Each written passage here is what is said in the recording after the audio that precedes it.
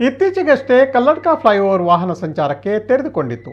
ಆದರೆ ಲೋಕಾರ್ಪಣೆಗೊಂಡ ಕೇವಲ 15 ದಿನಗಳಲ್ಲಿ ಫ್ಲೈಓವರ್ ಮೇಲಿನಿಂದ ಮಳೆ ನೀರು ಧಾರೆಯಂತೆ ಸೋರಿಕೆಯಾಗಿ ಟ್ರೋಲ್ಗೊಳಗಾಗಿದೆ. ಕಳೆದ 8 ವರ್ಷಗಳಿಂದ ನಡೆದ ಕಾಮಗಾರಿಯ ಬಳಿಕ ಕಲ್ಲಡ್ಕ ಫ್ಲೈಓವರ್ ಜೂನ್ 2ರಂದು ಸಾರ್ವಜನಿಕ ಸಂಚಾರಕ್ಕೆ ಮುಕ್ತಗೊಂಡಿತು. ಲೋಕಾರ್ಪಣೆಗೊಂಡ ಕೇವಲ 15 ದಿನಗಳೊಳಗೆ ಫ್ಲೈಓವರ್ ಮೇಲಿನಿಂದ ಮಳೆ ನೀರು ಧಾರೆಯಂತೆ ಸೋರಲಾರಂಭಿಸುತ್ತಿದೆ. ನೀರ ಧಾರೆಯು ಫ್ಲೈಓವರ್ ಕೆಳಗಡೆ ಪಾರ್ಕ್ ಮಾಡಲಾಗಿದ್ದ ಕಾರೊಂದರ ಮೇಲೆ ಸೋರಿಕೆ ಆಗುತ್ತಿದೆ. ಇದನ್ನು ಯಾರೋ ವಿಡಿಯೋ ಮಾಡಿದ್ದಾರೆ. ಈ ವಿಡಿಯೋ ಭಾರಿ ವೈರಲ್ ಆಗಿದೆ. ಕಾರು ಫ್ರೀ ಸರ್ವಿಸ್ ಬೇಕಿದ್ರೆ ಕಲ್ಲಡ್ಕ ಫ್ಲೈಓವರ್ ಬಳಿಗೆ ಬನ್ನಿ, KNR ಸರ್ವಿಸ್ ಸ್ಟೇಷನ್ ಕಲ್ಲಡ್ಕ. ಈ ಸರ್ವಿಸ್ ಸ್ಟೇಷನ್ ಹೆಸರು ಎಂದು ಟ್ರೋಲ್ ಮಾಡಲಾಗುತ್ತಿದೆ. ಟ್ರೋಲ್ ಆಗುತ್ತಿದ್ದಂತೆ ಎಚ್ಚೆತ್ತ NHAA ಸೋರಿಕೆ ಆಗುತ್ತಿರುವ ಕಡೆಗಳಲ್ಲಿ ತೇಪೆ ಹಚ್ಚುವ ಕೆಲಸವನ್ನು ಇದೀಗ ಮಾಡುತ್ತಿದೆ. ಸರ್ವಿಸ್ ಮಂತ್ ಕೊರೊಂದುಲ್ಲೇರು KNR ಸರ್ವಿಸ್ ಸ್ಟೇಷನ್ ಕಲ್ಲಡ್ಕ